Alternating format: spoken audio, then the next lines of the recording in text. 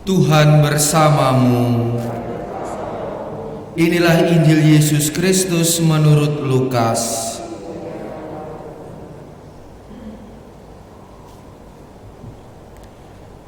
Banyak orang datang berbondong-bondong dari kota-kota sekitar kepada Yesus.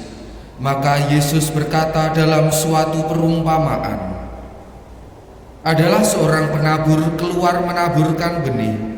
Waktu ia menabur, sebagian benih itu jatuh di pinggir jalan, lalu diinjak-injak orang dan dimakan burung-burung di udara sampai habis. Sebagian jatuh di tanah yang berbatu-batu dan tumbuh sebentar, lalu layu karena tidak mendapat air.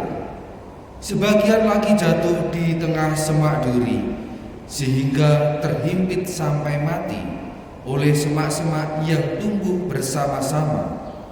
Dan sebagian jatuh di tanah yang baik, lalu tumbuh dan berbuah 100 kali lipat. Sesudah itu Yesus berseru, barang siapa mempunyai telinga untuk mendengar, hendaklah mendengar. Para murid menanyakan kepada Yesus maksud perumpamaan itu. Yesus menjawab, kalian diberi kurnia mengetahui rahasia kerajaan Allah, tetapi hal itu diwartakan kepada orang lain dalam perumpamaan, supaya sekalipun memandang mereka tidak melihat, dan sekalipun mendengar mereka tidak mengerti. Inilah arti perumpamaan itu. Benih itu ialah sabda Allah. Yang jatuh di pinggir jalan ialah orang yang telah mendengarnya, kemudian datanglah iblis, lalu mengambil sabda itu dari dalam hati mereka, supaya mereka jangan percaya dan diselamatkan.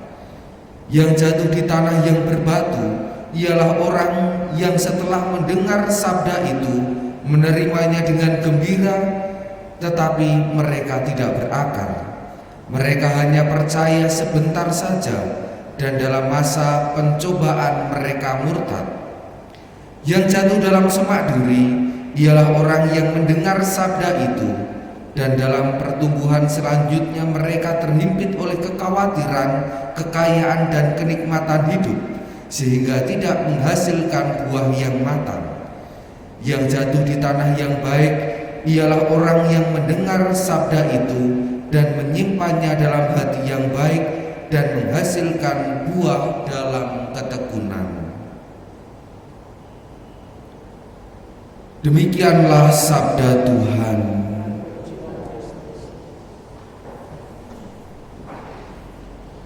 Saudara-saudari yang terkasih dalam Kristus, kiranya pesan yang mau disampaikan melalui Injil yang kita dengarkan hari ini sudah cukup jelas melalui cerita dan juga arti yang telah disampaikan oleh Yesus. Pada intinya kita diajak untuk senantiasa menjadi tanah yang baik, tanah yang subur bagi pertumbuhan sabda Allah yang telah ditaburkan dalam diri kita. Ketika kita mengikuti perayaan Ekaristi ini, di dalam doa-doa, dalam nyanyian, seruan, mendengarkan sabda Allah, itu Tuhan menaburkan benih sabdanya dalam hati kita. Maka agar itu dapat tumbuh dan berbuah, maka kita diajak untuk menjadi tanah yang baik, yang mau mendengar sabda itu dan melaksanakannya di dalam hidup sehari-hari. Maka mari kita mohon kekuatan kepada Allah agar kita menjadi mampu untuk melaksanakan setiap sabda yang telah ditaburkan kepada kita, sehingga menghasilkan buah yang berlimpah. Berkat Allah senantiasa menyertai kita semua.